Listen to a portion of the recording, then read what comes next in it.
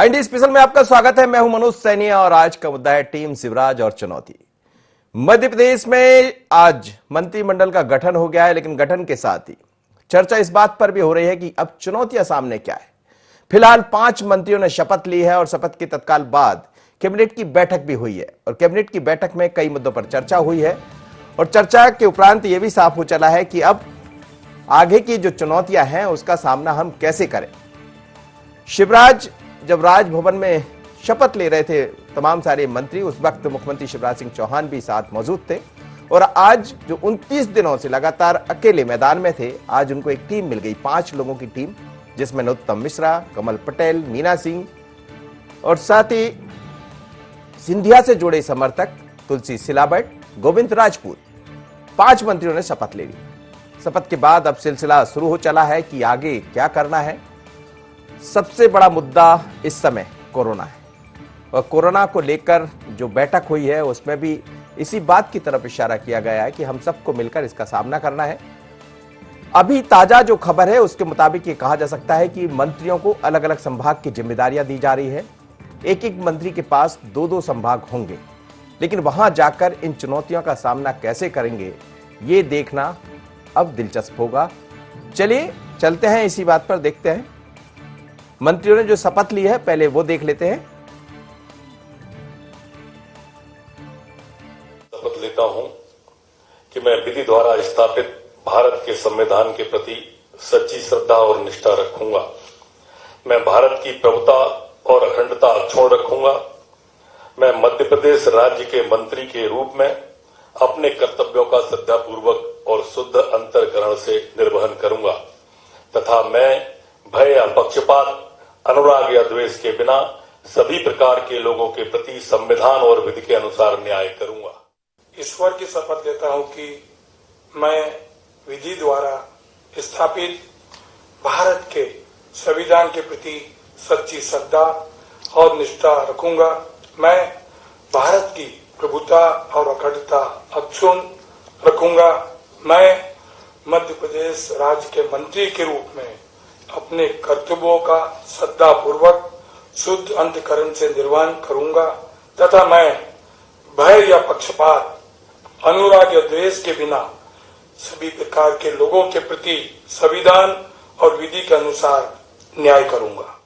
ईश्वर की शपथ लेता हूं कि मैं विधि द्वारा स्थापित भारत के संविधान के प्रति सच्ची श्रद्धा और निष्ठा रखूंगा। मैं भारत की प्रभुता और अखंडता अक्षुण्ण रखूंगा। मैं मध्य प्रदेश राज्य के मंत्री के रूप में अपने कर्तव्यों का श्रद्धापूर्वक और शुद्ध अंतःकरण से निर्वहन करूंगा तथा मैं भय या पक्षपात, अनुराग या द्वेष के बिना सभी प्रकार के लोगों के प्रति संविधान और विधि के अनुसार न्याय करूंगा। ईश्वर की शपथ लेता हूं कि मैं विधि द्वारा स्थापित भारत के संविधान के प्रति सच्ची श्रद्धा और निष्ठा रखूंगा। मैं भारत की प्रभुता और अखंडता अक्षुण्ण रखूंगा। मैं मध्य प्रदेश के मंत्री के रूप में अपने कर्तव्यों का श्रद्धापूर्वक शुद्ध अंतःकरण से निर्वहन करूंगा तथा मैं भय या पक्षपात, अनुराग या द्वेष के बिना सभी प्रकार के लोगों के प्रति संविधान और विधि के अनुसार न्याय करूंगा। ईश्वर की शपथ लेती हूँ कि मैं विधि द्वारा स्थापित भारत के संविधान के प्रति सच्ची श्रद्धा और निष्ठा रखूंगी। मैं भारत की प्रभुता और अखंडता अक्षुण्ण रखूंगी। मैं मध्य प्रदेश राज्य के मंत्री के रूप में अपने कर्तव्यों का श्रद्धापूर्वक और शुद्ध अंतःकरण से निर्वहन करूंगी तथा मैं भय या पक्षपात, अनुराग या द्वेष के बिना सभी प्रकार के लोगों के प्रति संविधान और विधि के अनुसार न्याय करूंगी। तो ये 5 मंत्री हैं, डॉक्टर नरोत्तम मिश्रा, कमल पटेल, साथ ही गोविंद राजपूत, तुलसी सिलावट और मीना सिंह। शपथ के द्वारा ये कहा जाता है कि मैं भय, पक्षपात, अनुराग, द्वेष के बिना काम करूंगा या करूंगी, लेकिन बाद में राजनीति किस तरफ जाती है, अब ये नजरें इन पर रहेंगी कि जो बातें कही गई है उनका कैसा पालन करते हैं। और ये भी कहा कि हम अपने कर्तव्यों का पालन करेंगे, लेकिन सबसे पहला कर्तव्य तो कोरोना है और कोरोना के संकट से जूझना है, कोरोना की चुनौती सामने है। तो जिस तरह की बातें कही, लेकिन भारतीय जनता पार्टी और कांग्रेस ने मंत्री बनने के बाद क्या कहा ये भी सुन लेते। कहा तो ये भी जा रहा है कि अब इस पर राजनीति गरमाने लगी। जब माननीय मुख्यमंत्री जी ने शपथ ली थी तब कहा था कि हमारी प्राथमिकता कोरोना महामारी के संकट से निपटना है। और माननीय मुख्यमंत्री पहले दिन से राजभवन से शपथ लेने के बाद उसी रात से दिन रात एक करके अथक मेहनत करके मध्य प्रदेश के अंदर आज कोरोना के संकट को उन्होंने बहुत गंभीरता के साथ कंट्रोल करने का प्रयास किया है। भारतीय जनता पार्टी ने टास्क फोर्स बनाया इसी काम के लिए, सरकार ने एडवाइजरी कमेटी बनाई और आज माननीय मुख्यमंत्री को लगा कि कुछ और आवश्यकता है, इसलिए केंद्रीय नेतृत्व से बात करके उन्होंने आज 5 सदस्यीय छोटा मंत्रिमंडल का आज विस्तार किया है और यहाँ से सीधे वो वल्लभ भवन जाकर के अपने काम में बहुत सादा समारोह जिसको कहते हैं, सारी सोशल डिस्टेंसिंग से लेकर के सारे नियमों का पालन करते हुए आज सभी मंत्रियों ने शपथ ली है और सभी लोग वल्लभ भवन जाकर के माननीय मुख्यमंत्री के साथ अपने काम में जुट गए हैं। इसलिए कोरोना महामारी के संकट को और गंभीरता के साथ मुख्यमंत्री के हाथ और मजबूत करने के लिए उन्होंने ये निर्णय लिया कि 5 सदस्यीय छोटा मंत्रिमंडल का गठन किया जाए। जब 5 मंत्रियों को मंत्री बनाया गया तो 25 को क्यों नहीं बनाया गया? 1 महीने के बाद भी बीजेपी का अंतरकलह मध्य प्रदेश के भविष्य को निगल रहा है। मुझे आज पता चला कि पंडित जो नेता प्रतिपक्ष हैं हमारे पंडित गोपाल भार्गव, उनकी वरिष्ठता और उनकी अयोग्यता इतनी बड़ी थी कि उनको जगह नहीं मिली। पहले नेता प्रतिपक्ष है जिनको मंत्री नहीं बनाया गया और साथ ही साथ जो हमारे परिवार के लोग कोरोना को लेकर महाज्ञान देते हैं, उसकी कितनी धज्जियां उड़ाई। एक भी बिना मास्क से शपथ होना, आपस में मिलना, फोटो सेशन कराना और नरेंद्र मोदी जी के लॉकडाउन को गालियां देना पूरे मंत्रिमंडल में इन्होंने बताया। और वो जो बिकाऊ जितने भी थे, खासकर एक महिला मंत्री ने कहा था मैं कुएं में कूद जाऊंगी। कृपया अभी कुएं में मत कूदना, अभी समय आएगा आपको इसके अलावा भी कुछ करना पड़ेगा। मैं मानता हूं कि ये मध्य प्रदेश के साथ एक धोखा, इस कोरोना के महादौर में सिर्फ 5 मंत्रियों को बनाना, ये शिवराज सिंह के पंगु होने का सबूत है। चलिए, कांग्रेस है और अब मौका है कुछ कहने का, जब तो कहा भी जाएगा, क्योंकि अभी तक सरकार में थे तो सारी बातें ठीक लग रही थी, लेकिन अब मंत्री पद की शपथ हो गई है तो भी सवाल है। शपथ नहीं थी तो भी ये कहा जा रहा था कि मंत्रिमंडल का गठन नहीं हो रहा है। अब मंत्रिमंडल बन गया है तो ये कहना है कि गोपाल भार्गव क्यों शामिल नहीं हुए। सवाल है, विपक्ष है, उठाता रहेगा इस तरह के सवाल, उठाना भी चाहिए, हक भी बनता है, लेकिन थोड़ा पीछे मुड़ के भी देखना चाहिए। चलिए आगे बढ़ते हैं और बात करते हैं हमारे ब्यूरो चीफ आकाश सेन से और समझते हैं कि आकाश, मंत्रिमंडल गठन के बाद क्या क्या हुआ। आकाश, भारतीय जनता पार्टी और कांग्रेस के बयानों को आपने सुन लिया होगा। स्वाभाविक है, जिसकी सरकार बनी है वो उसका स्वागत करेगी, जिनकी सरकार अब नहीं रही वो सवाल खड़े करेगी और वो देखने को भी मिल रहा है। लेकिन सबसे बड़ा सवाल यह है कि आज मंत्रिमंडल की जो शपथ हुई है, 5 लोगों ने शपथ ली है, शपथ के बाद अब किस तरह के कार्यक्रम है, क्योंकि सामने चुनौती है सबसे बड़ी। और मैं अभी वही कह रहा था जब सुन रहा था शपथ में, तो शपथ में ये कहा जाता भय, पक्षपात, राग, द्वेष, अनुराग को छोड़कर सबको दरकिनार करते हुए काम करूंगा। लेकिन इस शपथ के बाद किस तरह की कर्तव्यों की शुरुआत हो रही है?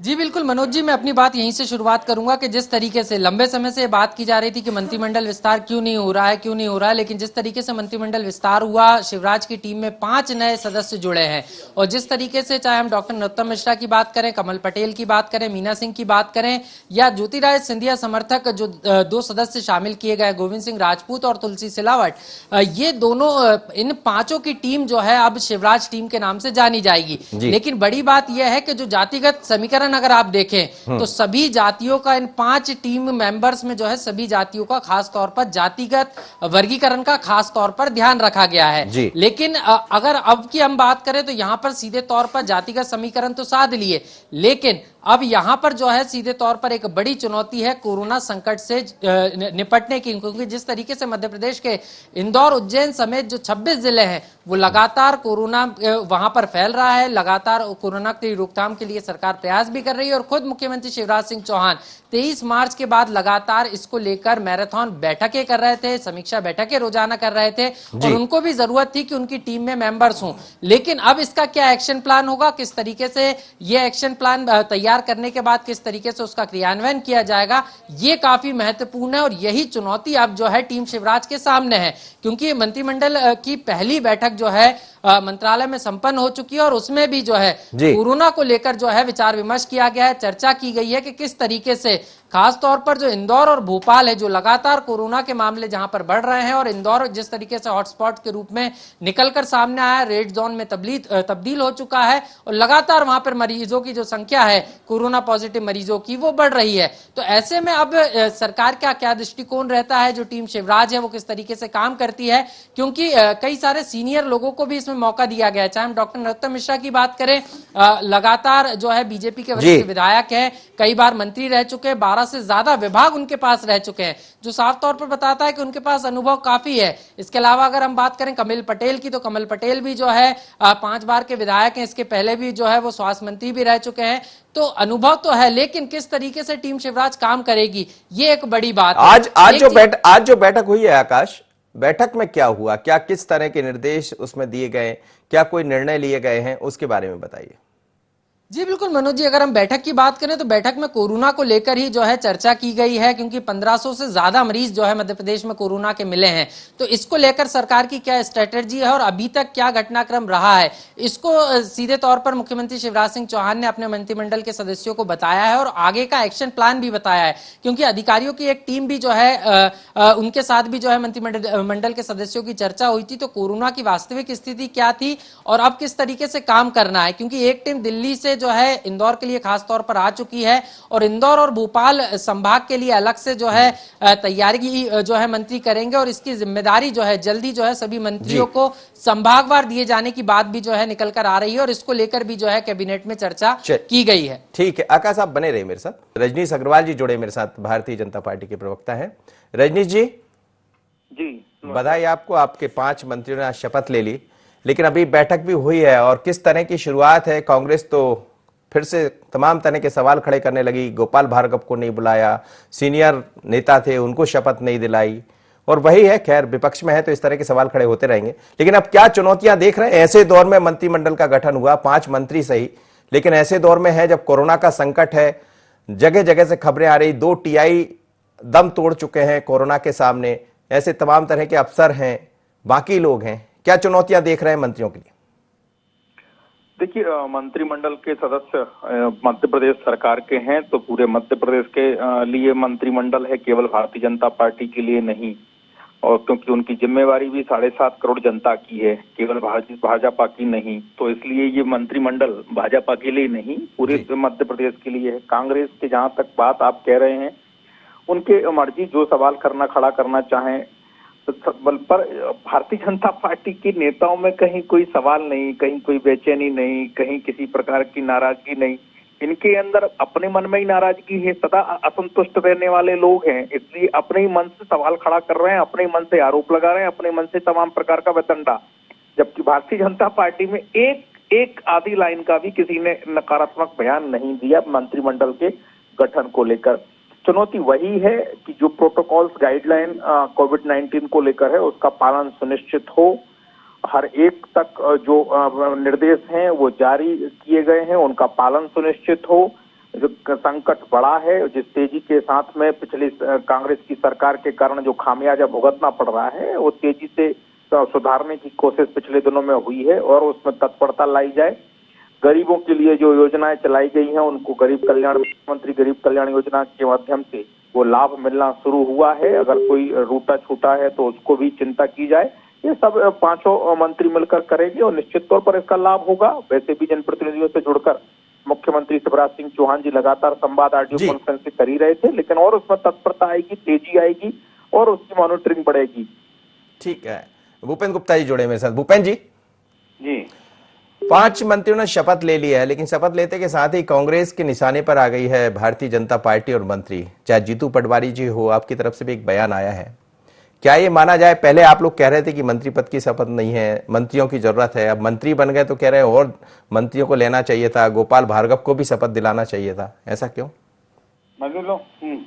जी, ये जो बात कांग्रेस की तरफ से जो आई है, वो ये आई है कि जब मंत्रिमंडल का विस्तार किया है तो पूरा विस्तार कर लेना चाहिए था। एक चीज, जब क्योंकि 1 महीने का तो नुकसान जो हो चुका है वो हो ही चुका है कि 0 से आज जो है 1500 के आसपास कोरोना के मरीज प्रदेश में पहुंच गए हैं। और इस मंत्रिमंडल से एक संदेश गया है कि जो सौदा हुआ था एक चुनी हुई सरकार को अपदस्थ करने का, उसका चुकारा किया गया है इसके माध्यम से। जिन महत्वपूर्ण लोगों को, जिनकी 15 साल की सरकार में जिनने अपना आप को प्रूव किया था और टीम का हिस्सा थे, उनकी उपेक्षा की गई है। तो भारतीय जनता पार्टी की तरफ से तो ऐसा कोई बयान आया नहीं उपेक्षा का कि वो परेशान है, उनको मंत्री नहीं बनाया, ऐसा बीजेपी का कहना है। नहीं, भारतीय जनता पार्टी की तरफ से बयान आया या नहीं आया ये महत्वपूर्ण नहीं है। मैं ये कह रहा हूँ कि ये संदेश गया पूरे प्रदेश की जनता के बीच में। आप पब्लिक परसेप्शन ले लीजिए, आप सागर चले जाइए, बुंदेलखंड में 25 आदमियों से आप जो है जुंगा लगा के आप उनसे बात कर लीजिए, आपको ओपिनियन पब्लिक की आएगी। बीजेपी के लोगों से बात कर लीजिए, आप मत करिए कांग्रेस के लोगों से। ये जो जो एक बात कर ही रहे जी जी, तो जो एक परसेप्शन बना है वो ये परसेप्शन बना है कि जो सौदेबाजी हुई थी उसका भुगतान हो रहा है और वो भी किस्तों में हो रहा है। रजनीश जी है मेरे साथ? जी रजनीश जी सुन रहे होंगे आप, भूपेंद्र गुप्ता जी कुछ कहना चाहेंगे? देखिए, मैंने इनके तमाम जो नेता हैं उनके बयान सुने हैं। मैं चाहूंगा कि कांग्रेस पहले एक मत हो जाए कि बयान देना क्या है, क्योंकि कांग्रेस के कई जो जिम्मेदार लोग हैं जो पदों पर बैठे हैं और जिनकी बात का महत्व नहीं है कांग्रेस की दृष्टि से, उनका तो मैं जिक्र भी नहीं कर रहा। उनकी ट्यून भी, बात भी और मत भी इस पूरे विषय को लेकर अलग अलग है। तो खैर वो जाने, उनकी मर्जी, कांग्रेस ऐसी चला करती है, उसे वो इसका अभिव्यक्ति की आजादी नाम दिया करते हैं। दूसरी बात ये है जी कि किसी ले किसी ना ले मंत्रिमंडल में, ये मुख्यमंत्री जी का विवेकाधिकार है। हाँ, अगर हमारे यहाँ से कोई विधायक ने आवाज उठाई होती, मैंने पहले भी कहा, कोई बयान दिया होता जो किसी के विरोध में होता, भाजपा के नेतृत्व के या मुख्यमंत्री के विरोध में होता, तो बात समझ में आती। लेकिन सूतना कपास जुलाओ में लट्ठम लट्ठा। तो क्या आपको ये लग रहा है कि कांग्रेस सत्ता से बाहर हुई है तो वो दर्द झलकने लगा? नहीं, वो सत्ता से बाहर हुई है, दर्द है नहीं है वो जाने, विवेचना करें। समाज भी विवेचना करता है जी, तेजी के साथ विवेचना करता है। ये सौदेबाजी, अरे वो मंत्री पद छोड़ के आए थे, त्याग पत्र देकर आए थे। आदमी तो पार्षद के पद से इस्तीफा नहीं देता है। जरा कल्पना करिए कि बाद में जीतेंगे नहीं जीतेंगे, ये कल्पना छोड़कर केवल अपने अपमान का, अपने नेता के अपमान का बदला लेने के लिए उन्होंने त्याग पत्र कर दिया। मंत्री पद से भी त्याग पत्र कर दिया। वो चाहते तो मंत्री बने रह सकते थे कांग्रेस की सरकार में, विधायक पद से इस्तीफा दे दिया। और कोई 2-5 लोग नहीं थे, बड़ी संख्या में लगभग 1.5 दर्जन से ज्यादा लोग थे। तो इसलिए मुझे लगता है कि वो कल्पना कांग्रेस के दूसरे नेता कर नहीं सकते जिस निष्ठा के साथ में उन्होंने। और अगर हम सम्मान दे रहे हैं, उनको स्थान दे रहे हैं, उनके अनुभवों का लाभ ले रहे हैं, तो उन्हीं के पेट में उनको दर्द हो रहा है। जो जिनको कारण क्या है, उनको क्यों मना? कांग्रेस के पेट में दर्द क्यों हो रहा है? जो ये बात इन्होंने उठाई है, ये बात पर जो है मैं आपसे बताऊं कि हिंदुस्तान में ऐसे बहुत कम लोग हैं जो इन बातों को समझ पा रहे हैं कि ये कह रहे हैं कि ये है उनकी प्रतिष्ठा की, उनके सम्मान की रक्षा की।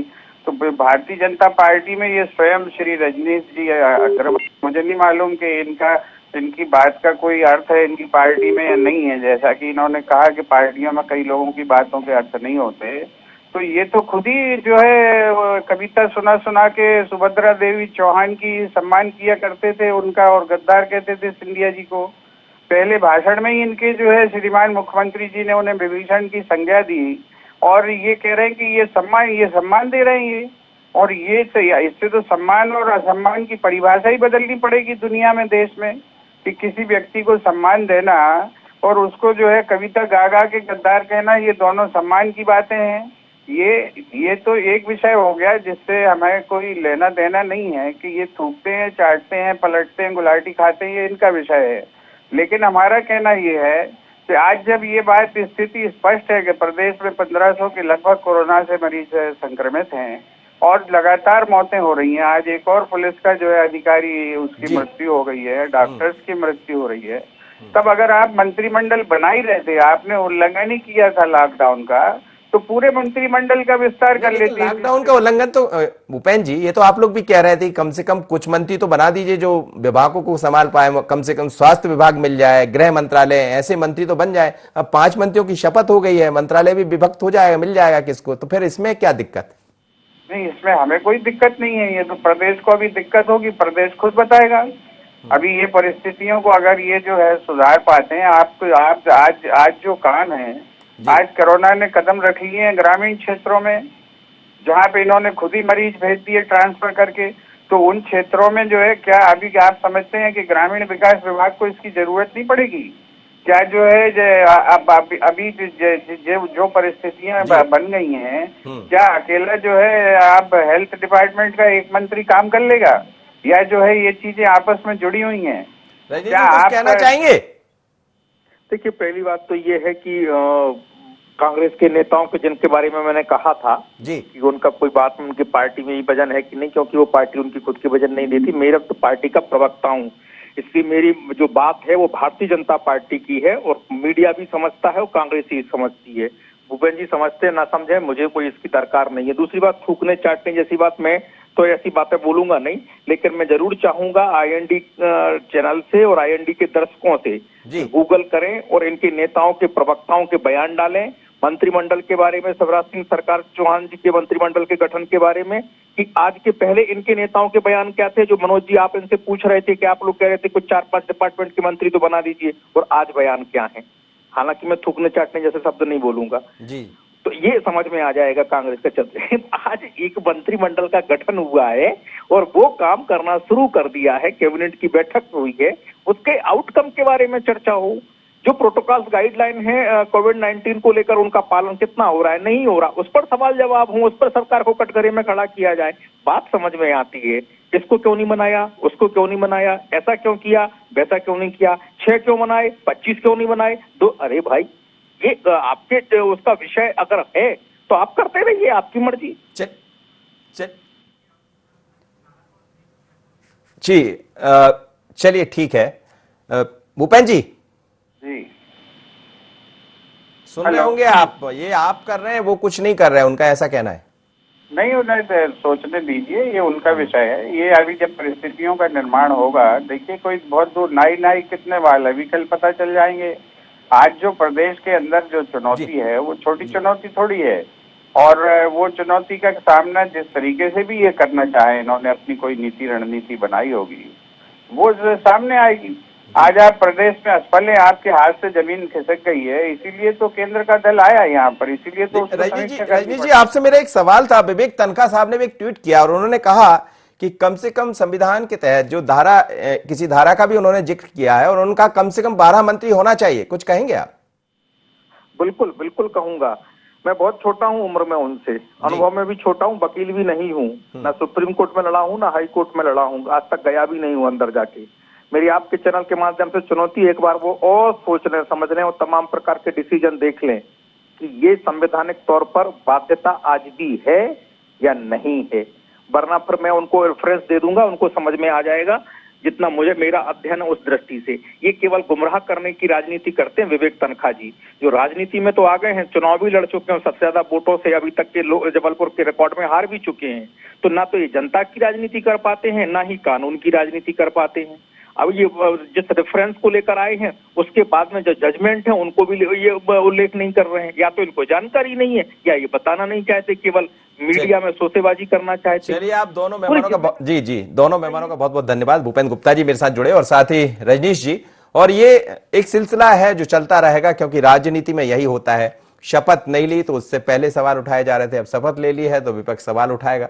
और ये भी उम्मीद है कि जैसे जैसे मंत्रिमंडल अब पूरा जब गठित होगा तो उसके बाद भी ये कहा जाएगा कि सिंधिया गुट के कितने आए, सिंधिया के समर्थक कितने लोग आए, और नहीं आए तो भी एक सवाल है। खैर, ये विपक्ष का काम है। वापस चलूंगा, आकाश मेरे साथ जुड़े हैं क्या?